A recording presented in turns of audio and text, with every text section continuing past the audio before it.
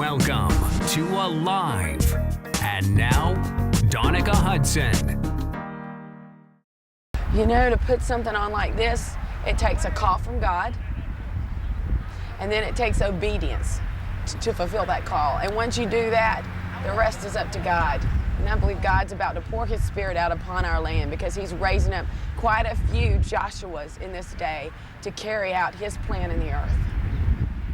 But the word came forth that how God was going to use this road right here, how He was going to bring divine connection on this road, and how the body of Christ was going to come together. And I remembered even on the way here, the word was that the Spirit of God was going to hover, that there was going to be a hovering to come forth, and how connections from beginning of Monroe Road all the way into Charlotte, how God was going to bring those two counties together, and something was supposed to take place here on Monroe Road, between Old Charlotte Highway and Monroe Road, which joins together, and everything. And that was the word. And actually, that same word has came forward here since then. Really? It has come forth again. Wow. About 2 years ago, right before Bishop left, actually, that same word came while he was still here. So the word was that revival was going to start here on Monroe Road and travel into Charlotte. Yes. Evelyn Christensen was flying into Charlotte about probably 12, 14 years ago to lead a meeting here. One of the prayer meetings the prayer network was sponsoring at that point. And when she landed, she met Mary Lance at the airport, and she said, I saw something unusual. Evelyn's not necessarily one to see visions, but she did that day. Flying into Charlotte, it was twilight. And as she was coming into the city, and it was starting to get dark over the city, she said, but as I looked down over the city, the plane was banking, coming into land. She says, as I looked over the city, in the spirit, I saw fires all over the place. I mean, there weren't any big ones, just small fires. There's one here and one there. And as I looked around, she said that they weren't literal fires, but they were spiritual fires. And I was excited, she said, because I knew when I saw that God was doing something in Charlotte. 70 years ago this year, a group of men in South Charlotte started meeting to pray that God would do two things, that God would send revival to the city, and that God would raise someone up in Charlotte that would touch the world for Christ.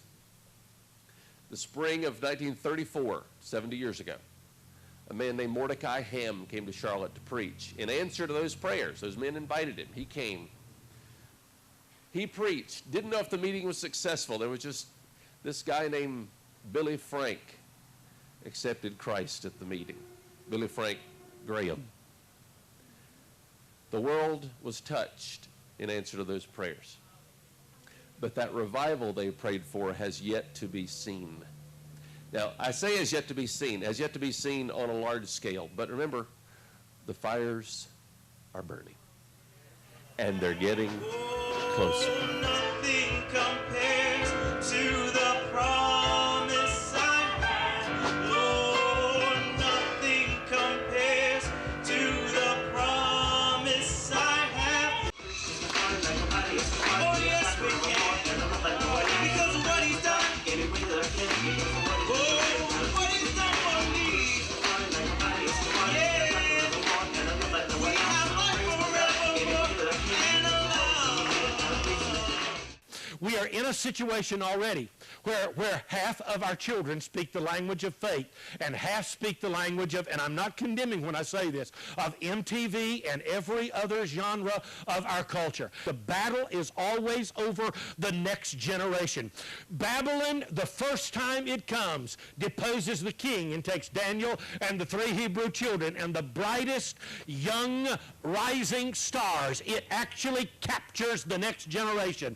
Why? Because if it captures the leadership of the next generation, it will cripple the people of God and the movement of God in the next generation. That's why there has been, for the last 40 years, such an incredible war over youth in this culture. And that's why any revival must be a revival over the souls of youth. It is the outpouring upon youth where sons and daughters prophesy. It is this child intercessor movement in Africa that is now 2 million strong, 7, 8, 9-year-olds praying in the Spirit, pacing back and forth with tears streaming down their face. This is the heart of revival. It is the house of prayer movement, Mike Bickle and others, where kids are streaming in to learn how do I become intercessors. It is the call where 40 to 50,000 teenagers are filling up stadiums and coming together and saying, we will not compromise in this next generation.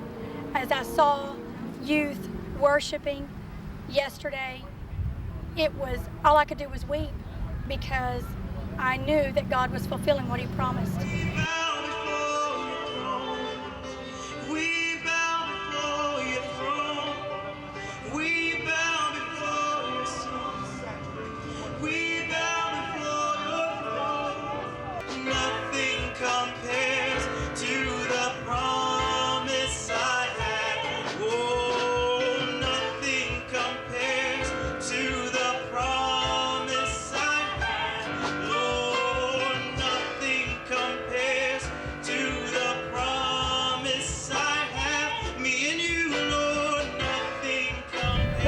Working miraculous things in our generation and the youth, and we're just seeing it come to fruition here at the tent, and I know we will as time continues to progress with this. And I am just so excited to see what He's going to do. I mean, I think a lot of callings were confirmed here this weekend, and that we're going to start walking in them in a greater capacity than we ever imagined we would be able to. And we're going to be able to affect not only the Charlotte Metropolitan area, which is where it's going to start, but we're going to be able to expand to that, cover the nation, and then cover the globe.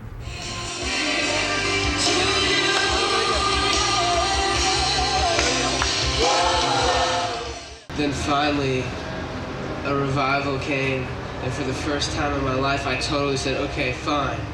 You can have everything. You can have the girls, you can have the drugs, you can have the music, you can even have my, whatever I do when nobody else is looking. All right, fine. I'll give it up for you, Jesus.